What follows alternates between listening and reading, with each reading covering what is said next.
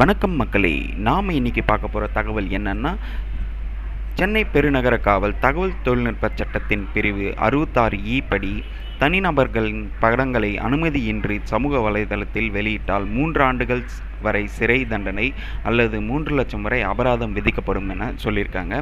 அதாவது உங்களோட ஃபோட்டோஸை ஏதாவது சோஷியல் மீடியாவில் உங்களோட அனுமதி இல்லாமல் நம்ம ஃபோட்டோஸை ஃபேக்காக ஐடிஸை க்ரியேட் பண்ணிவிட்டு அப்புறம் நம்ம ஃபோட்டோவை எந்த அனுமதி இல்லாமல் வேறு யாருன்னா எடுத்து சோஷியல் மீடியாவில் போஸ்ட் பண்ணாலோ அவங்களுக்கு இந்த தண்டனை வழங்கப்படும்னு சொல்லியிருக்காங்க.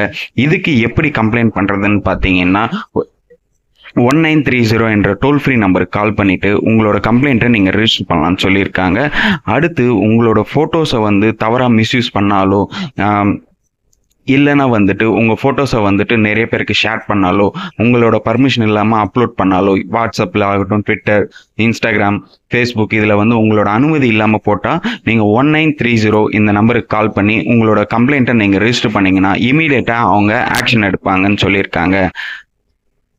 ஓகே மக்களே, இந்த தகவல் உங்களுக்கு பிடிச்சிருந்தா நம்ம வீடியோவில் லைக் பண்ணுங்கள், நிறைய பேருக்கு ஷேர் பண்ணுங்கள், மறக்காமல் நம்ம சேனலை சப்ஸ்கிரைப் பண்ணிவிட்டு பெல் ஐக்கனை கிளிக் பண்ணிக்கோங்க.